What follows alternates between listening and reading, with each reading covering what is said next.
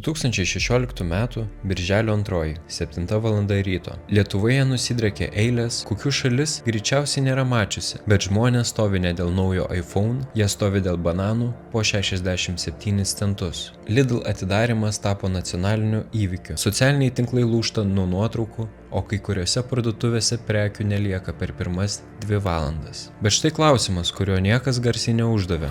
Kaip viena parduotuvė sugebėjo sukelti tokią masinę psichozę. Šiandien papasakosiu, kaip vokiška kompanija daugiau nei 10 brandino įėjimą į mūsų rinką ir kodėl šiemet, švęsdami 10 metų jubiliejų, jie vis dar diktuoja taisykles. Tai nėra istorija apie pigų maistą, tai istorija apie tai, kaip efektyvumas nugalėjo stagnaciją. Grįžkime į 2015-uosius. Lietuvos prekybos rinką valdo 4 žaidėjai. Viskas stabilu, parduotuvės pilnos, bet yra viena problema – nėra tikros konkurencijos. Ekonomistai tai vadina oligopolija, kai rinkoje žaidžia tik keli stambūs žaidėjai, jie nebeturi motyvacijos persistengti. Kam investuoti milijonus į naujas technologijas ar drastiškai mažinti kainas, jei pirkėjas vis tiek neturi kur bėgti. Kainos pamažu augo, parduotuvių interjerai dulkėjo, o lojalumo kortelės tapo tiesiog būdu surinkti tavo duomenis, mainais į nuolaidą, kurią kitur gautum be jokių kortelių. Lietuva buvo viena brangiausių šalių Europoje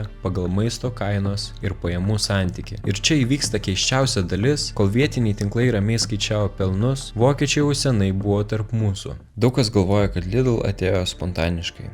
Realybė buvo visai kitokia. Tai buvo šaltas, apskaičiuotas ir neįtikėtinai kantrus verslo planas. Lidl Lietuva buvo įregistruota dar 2002 metais, kol mes džiaugiamės artėjančiu įstojimu į Europos Sąjungą. Vokiečiai važinėjo po Vilnių, Kauną, Klaipėdą, žymėdami strateginius sklypus. Nuo 2004 jie pradėjo tyliai pirkti žemę. Bet dabar klausimas.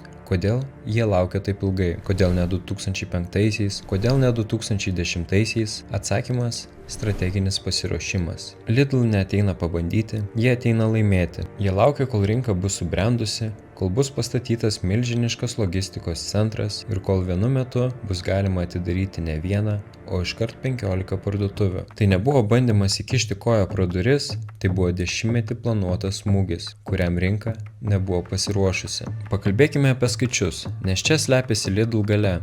Standartinėje Maximoje ar Rimi rasi apie 30 000 skirtingų prekių, Lidl į Lietuvą atėjo turėdami vos 2000. Iš pirmo žvilgsnio tai atrodo kaip trūkumas, bet čia yra triukas. Tai nereiškia mažiau pasirinkimo, tai kontrolė. Kai tu siūlai ne 40 rūšių kečupo, o tik 2, tu gali užsakyti milžiniškus kiekius ir gauti nerealias nuolaidas, išmesti 90% logistikos kaštų, užtikrinti, kad prekės lentynose neužsistovėtų. Beveik viskas, ką matai Lidl, yra jų nuosavi ženklai. Tu nemoki už gamintojo reklamą televizijoje, tu moki už patį produktą. Ir čia Lidl padarė tai, ko Lietuvoje dar niekas nedarė. Jie įtikino pirkėją, kad nuosavas prekinis ženklas nėra prastesnis už garsius brandus. Geniali psichologija. Tu ateini pieno, bet išeini su grąžtu, nes šiandien vyrų savaitė. Maisto pirkimas tapo pramoga, o ne prievolė. Kai durys atsidarė, senieji žaidėjai suprato, žaidimo taisyklės pasikeitė amžiams. Ir čia įvyko įdomiausias lūžis. Tai nebuvo tik kainų karas, tai buvo karas dėl darbuotojų. Lidl atėjo su viešai skelbiamais atlyginimais, kurie buvo gerokai aukštesni už rinkos vidurkį. Senieji tinklai nebeturėjo pasirinkimo. Jie buvo priversti kelti algas savo kasininkams, kad šie tiesiog neišbėgtų pas konkurentus, vadinama Lidl efektu. Net jei tu niekada neėjai į Lidl, tavo piniginė pajuto jų atėjimą. Tavo mėgstamoje parduotuvėje kainos neaugo taip agresyviai, o aptarnavimas tapo geresnis tik todėl, kad konkurentas kvėpavo į nugarą. Šiandien 2026 metais Lidl švęs 10 metų jubiliejų. Jis nebėra tas keistas pigus tinklas su 80 parduotuvių ir 1000 darbuotojų. Jie tapo standartu, į kurį lygiuojasi kiti. Bet kodėl mes grįžtame vėl ir vėl, net jei mums nereikia pieno? Atsakymas slepiasi pačiame parduotuvės viduryje.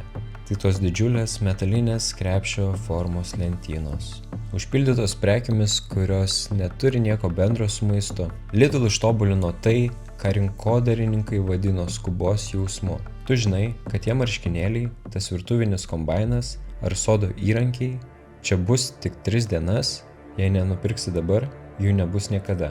Tai sukuria azartą. Pirkėjas pradeda lankytis parduotuvėje ne tada, kai baigėsi duona, o tada, kai prasideda nauja savaitė. Tai genialus būdas padidinti vidutinį krepšelį, tu atėjai išleisti 10 eurų būtiniausiems produktams, bet išeini palikęs 60, nes pamatei gerą daiktą. Dar viena paslaptis, kurią Lidl ilgai saugojo, tai jų tiekėjai.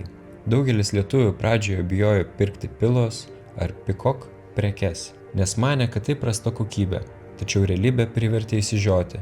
Paaiškėjo, kad tuos pačius jogurtus, dešras ar sūrius gamina tie patys Lietuvos ir Europos fabrikai, kurie gamina ir garsiausius prekės ženklus.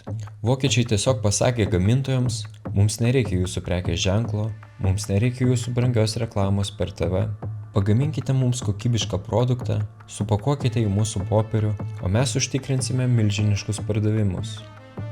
Tai buvo didžiulis smūgis tradiciniams gamintojams, kurie dešimtmečius gyveno iš to, kad pirkėjai mokėjo už vardą. Lidl šią taisyklę tiesiog sulaužė. Jei kada stebėjote Lidl darbuotoją, matėte ne žmogų, o multifunkcinį robotą. Tas pats žmogus, kuris ką tik skanavo jūsų prekes, jau valo išpiltas sultis.